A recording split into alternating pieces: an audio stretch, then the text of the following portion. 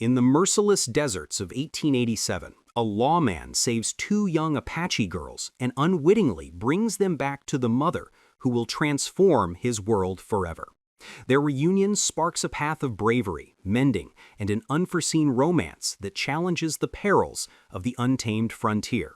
For more moving Western tales, please subscribe and give it a thumbs up. All right, let's begin. Lawman Colton Hayes had devoted most of his days to traversing the solitary paths of the Arizona Territory. But that evening in 1887 seemed different right from the start. The breeze was oddly still, the stars piercing against the black sky, and his mount kept twitching its ears toward the far-off ravine, as if detecting something beyond his grasp. After 16 hours on watch, he was weary, grimy, and eager to arrive in town. Yet a knot in his stomach whispered that the darkness still had plans for him. And then he caught it. A soft, quivering murmur drifting through the arid air. Colton eased his horse to a halt, straining to hear. The sound returned, faint, scared, almost like a youngster weeping. He gripped the reins tighter and steered his steed toward the noise, his pulse quickening with every stride. A forsaken wagon came into view, splintered and tilted to one side, as though someone had bolted in haste. The lawman swung down, his boots crunching softly over the parched earth as he neared. Within the wagon, two tiny forms crouched close, shivering as if the whole world had betrayed them. When he peered in, the glow from his saddle lantern unveiled the countenances of two small Apache girls, 7 and 9 years old at the most, their eyes vast, cheeks smeared with tears and grit. They recoiled from his silhouette, the elder one shielding her sibling fiercely. Colton eased his posture, kneeling to meet their gaze, and holding his palms out to prove he intended no threat. He'd witnessed dread many times before, but nothing struck his heart quite like the panic in those young eyes. "Easy now," he murmured tenderly. "You're safe. You're okay." The older child paused, eyeing him warily, like a wary bramble sizing up a tracker, but there was something in Colton's tone, calm, kind, and true, that touched her. Gradually, she released her hold on her sister. The lawman shrugged off his heavy duster and draped it over both girls, guarding them from the chill of the night. As he did so, he spotted welts on their slender arms, soil marks on their delicate features, and garments ripped from scrambling over rough ground. Whoever had struck their village had abandoned them to survive alone. Colton hoisted each child carefully onto his horse, positioning them ahead of the saddle so he could support them. They gripped his forearms, quaking with fatigue and fright. He climbed up behind, encircling one arm around their shoulders to hold them steady. "We'll track down your mother," he vowed quietly, even though he hadn't a clue where she might be or what hazards lay in wait. The darkness loomed onward, hushed, burdensome, and infinite. Still, the lawman sensed an odd, resolute peace settle upon him. As he pressed on, the girls gradually leaned into him, their shallow breaths ragged, but no longer frantic. They said little, just now and then murmurs in Apache that escaped him, but he could sense their faith building, delicate yet genuine. Colton kept sweeping the gloom for traces of bandits, aware the land spared no one. His free hand hovered by his sheathed revolver. Young ones ought not roam this wild expanse unaccompanied. With every league, he was reminded that the parent they'd lost was out there somewhere, alarmed, wounded, or worse. The moon rose higher as the lawman directed his horse along the route he trusted would reach the remnants of the assaulted settlement. The girls now and then gestured vaguely ahead, though it was plain they were bewildered. Colton heeded their signals, allowing their intuition to lead. The wasteland sprawled without end, prickly pear shadows, strewn boulders, and a lingering trace of smoke in the breeze. Bandits typically fled fast, sowing ruin in their wake, but occasionally the living concealed themselves in close gullies, awaiting the sun. Colton hoped the mother had slipped away. After close to an hour, he glimpsed subtle tracks, thinner ones, probably from a woman fleeing unshod. His chest constricted. She'd trailed the marauder's route, then circled back, likely hunting for her little ones. Colton spurred his horse ahead, scrutinizing the soil with care. A shredded scrap of cloth snagged on a squat limb proved she'd come this way not long ago. "We're near," he breathed. The girls stayed silent, but their frames perked up a touch, as though they felt her essence hovering in the surrounding air. The further he ventured, the denser the atmosphere grew, laden with the muted grief of a kin sundered. Colton was no stranger to sorrow. He'd worn the badge long enough to understand that the frontier showed mercy to no one, but he'd never grown accustomed to this fierce guardianship, this unyielding drive to prevail. Something in those children kindled the spark within him he hadn't realized existed, a raw, near paternal urge to protect them from harm. And beneath that urge lurked another sensation he couldn't pin down. A quiet voice insisting that locating their mother would reshape more than merely their paths. He didn't know her name as yet. He didn't know her appearance, how she'd endured the assault, or the depth of her anguish. But he envisioned her regardless. A youthful Apache woman dashing through the shadows, anguished, pleading for her daughters in anguish. He pictured her stumbling, rising once more, declining to surrender. A parent's devotion held a force no brigand or barren land could shatter. Colton felt bound to her via the young ones nestled against him, as if Providence had woven their destinies without consent. The first blush of daybreak kissed the horizon when he at last spied a dim outline afar. At first, he mistook it for a mere shade amid the stones, but then it stirred, staggering, probing, scouring the skyline with wild eyes. Colton reined in his horse, observing as the form halted, discerning the outlines upon the saddle. The elder girl abruptly straightened. She murmured something with eager thrill. The woman afar surged into a frantic dash, her gait unsteady, yet brimming with pure hope. Colton let out a breath, ease washing over him. He'd located her. He would soon discover her name, Ayanna.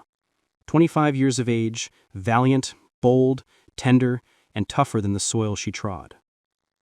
In the days ahead, he would witness her weep, grin, restore, and infuse vitality into her daughters with a devotion that awed him.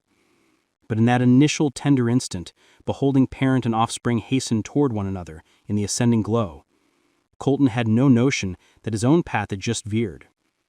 He couldn't foresee how fate was already weaving silently about them, threading their tomorrows in patterns beyond his sight. Ayanna's limbs ached from endless miles of flight, yet she pressed on through the ache, as if the sands themselves were propelling her. Her thoughts replayed the final instants before the onslaught. Her daughters crying her name, flames surging in her wake, turmoil ripping all asunder. She'd fled solely because one assailant believed her slain. Now each throb of her pulse seemed a ticking clock. She offered pleas to the ancestors with every footfall, imploring a wonder. When she at last beheld a solitary horseman on the horizon, her lungs seized, optimism and dread crashing together. The rider's form sharpened as he neared, wide frame, firm bearing, and two petite shapes bundled in a lengthy coat before him. Ayanna stilled. Her heart faltered. The desert gusts appeared to vanish. She scarcely breathed, fearing the sight ahead was an illusion born of weariness. Then one girl raised her face, small fingers grasping the lawman's cuff. Ayanna knew that gesture. Her breath shattered and salt blurred her sight. It was them, her darlings. The instant their souls met the dust, the children bolted toward her with anguished wails. Ayanna dropped to her knees ere they arrived, limbs outstretched, gasps tearing from her core. They tumbled into her hold, tiny frames quivering as she enfolded them, so firmly she worried she might break them. She caressed their cheeks, their tresses, their palms, yearning to sense them, to confirm their reality. "My little lights," she breathed over and over, planting kisses upon their brows. Her spirit surged with sharp thanks and solace. Only when her young one's shudders eased did Ayanna raise her eyes to the fellow who'd restored them. The lawman lingered a few paces off, towering and caked in dust, as though loath to encroach on their reunion. His brim dipped low, his face inscrutable in the dawn's gleam. Yet in his posture, the deference, the kindness, the forbearance, she discerned he grasped the gravity of the scene. She brushed away her tears and murmured, "You preserved them." Colton replied plainly, doffing his hat, "Only what any decent soul would do, ma'am." But to Ayanna, those phrases fell short of the verity she perceived. Plenty of frontiermen overlook woes that spared them grief. Plenty rode past the afflicted if it courted risk. Yet this lawman hadn't just salvaged her daughters. He'd sheltered them, borne them, and pursued her across the frigid dunes. That went beyond obligation. That sprang from compassion. And she beheld it plainly. In the hours that ensued, Colton lent aid as though it were the simplest matter on earth. He offered the girls sips from his flask, handed Ayanna his extra water skin, and ensured they all sheltered beneath a cragged ledge. When the children at last dozed upon her thighs, drained from terror and weeping, Ayanna observed the lawman silently collect kindling and kindle a modest blaze for comfort. He sought no gratitude. He carried no air of arrogance. He was merely there, solid, constant, and dependable in a realm that seldom yielded such souls. When Ayanna's limbs wavered from fatigue, he aided her to rise. When she faltered, heading back toward the wreckage of her village, uncertain what endured, he strode alongside, unbidden. The girls latched onto his hands as they journeyed, relying on him as if he'd long been woven into their lives. Ayanna noted how he addressed them, gentle, enduring, never sharp, and an odd warmth kindled within her. She'd encountered fellows of every stripe. This one stood apart. The village lay in ruins, charred to cinders, possessions flung wide, marks of brutality still vivid. Ayanna's breath caught.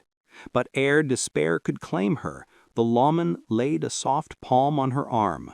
"We'll restore it," he said softly. And he spoke from conviction. She read the sincerity in his gaze. Faithful to his pledge, he set to gathering timber, reclaiming what flames had spared, and fashioning a makeshift haven. Ayanna labored at his side, her offspring secure in the cool. And for the first time since the strike, she felt steadied once more, rooted by a stranger who owed her naught, yet offered all. In the pair of days that followed, Colton came back each dawn, bearing provisions from the settlement, loaves, jerked venison, clear water, and at times trifles for the girls, like a carved pony or a length of lace he said sought an owner. The children took to him at once, dashing to meet him with joyful shrieks. Ayanna strove not to regard him over long, yet she found herself captivated by each nuance. The manner in which he secured his mount, how he beamed at her young ones, the subdued power in his timber. She wished not to yield faith readily, but faith crept in nonetheless, soft as a summer shower. Each dusk, as the sun sank beyond the bluffs, they conversed a bit. Ayanna shared tales of the heavens, the lore her own mother had passed down, the significance behind her daughter's monikers. Colton attended with true engagement, posing queries not from courtesy, but honest wonder. In exchange, he recounted his tenure as an enforcer, the isolated routes he patrolled, and how the frontier could forge or fracture a life. With each exchange, a tender gradual bond took shape between them, unbidden, unopposed. Ayanna hadn't foreseen her soul stirring anew.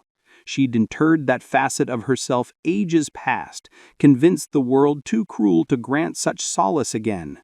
But beholding Colton softly plait her littlest child's locks, or noting how he kept vigil unprompted, she sensed a thaw within, dread receding, reliance flowering, and fondness sprouting deep.